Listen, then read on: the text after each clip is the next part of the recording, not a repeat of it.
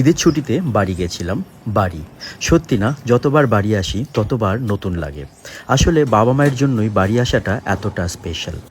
যাই না, ভবিষ্যতে হয়তো যখন তারা থাকবেন না, এই বাড়ি আসাটাই হবে ভীষণ মন খারাপের কারণ। আর বাড়িতে এসেই সবার আগে মাকে খোঁজা। আমি শিওর তোমরাও বাড়িতে এসে সবার আগে এটাই করো।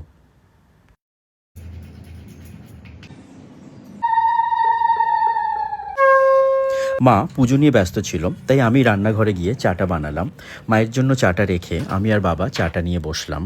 আমার মা ভীষণ ফল ভালোবাসে, তাই আমি যখনই বাড়ি আসি মায়ের জন্য নতুন কিছু ফল নিয়ে আসি, যেগুলো সাধারণত আমাদের ওখানে পাওয়া যায় না।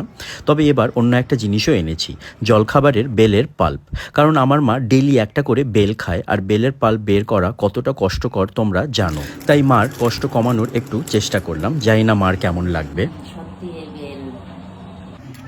আমার মা তো বিশ্বাসই করতে পারছিল না যে বেলের এরকম রেডিমেড পাল্প পাওয়া যেতে পারে, তাই নিজে খানিকটা টেস্ট করে তবেই কনফার্ম হলো। মাকে দেখলাম বেলের পাল্পের মধ্যে একটু জল, নুন, চিনি আর লেবু মিশিয়ে শরবত রেডি করে নিল। আমার তো মনে হয় তোমরা যদি একটু বরফ অ্যাড করে দাও তাহলে তো গরমের জন্য বেলের শরবত একদম পারফেক্ট। আর এটা ফ্রিজে রেখে বেশ কয়েক মাস পর্যন্ত ব্যবহার করা যায়। তবে বাবার জন্য কিন্তু আমাকে জলখাবারের চালতা আর জলপাইয়ের আচার রেগুলার আনতে হয়। বাঙালির এই হারিয়ে যাওয়া আচারগুলো আমার বাবার খুব পছন্দের। তোমরাও ট্রাই করে দেখো, আর কেমন লাগলো আমাকে জানিও। জলখাবারের এই সব প্রোডাক্টগুলো তোমরা অ্যামাজন, ফ্লিপকার্টে তো পেয়েই যাবে, বা আমার মতো ব্লিঙ্কিট বা ইনস্টামার্ট বা বিগ বাস্কেট বা জেপ্টো করেও আনিয়ে নিতে পারো। লাস্ট টাইম আমি যখন বাড়ি এসেছিলাম মাকে রাঙা আলুর পান্তুয়া বানিয়ে খাইয়েছিলাম, তাই এবার মা আমাকে চষির পিঠে খাওয়াবে বলেছে। জানো, আমার মায়ের কাছে সবসময় চালের গুঁড়ো থাকে, এবং সেটাও মায়ের নিজের বানানো।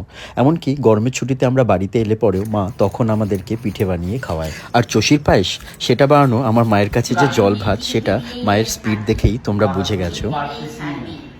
আমি একটু চেষ্টা করলাম, কিন্তু মায়ের মতো স্পিডে আমি করতে পারছিলাম না, তাই আমি দুটো উপায় বার করলাম। প্রথম উপায়, আমি চালের গুঁড়োকে রুটির মতো বেলে তারপরে ছুরি দিয়ে ছোট ছোট নিমকির আকারে কেটে নিলাম। যদিও আমার মায়ের বানানো চষিগুলোর পাশে এগুলো ভীষণ বেমানান লাগছিল। আর দ্বিতীয় উপায়, আমি চালের গুঁড়ো দিয়ে অনেকগুলো সরু সরু লতি বানিয়ে ছোট ছোট করে কেটে নিয়েছি। আমরা নর্থ বেঙ্গলে এগুলোকে লতিই বলি, তোমরা কি বলো আমি জানি না। তোমরা যারা আমার মায়ের মতো সুন্দর চষি বানাতে পারো, জানি তোমাদের দরকার হবে না, কিন্তু যারা পারো না তাদের কোন উপায়টা সহজ মনে হলো আমাকে প্লিজ কমেন্টে জানিও। কিন্তু ফুটন্ত দুধে চষিগুলো দিয়ে একটু ফুটলে গুড় বা চিনি দিয়ে নামিয়ে নিলেই চষির পায়েস রেডি।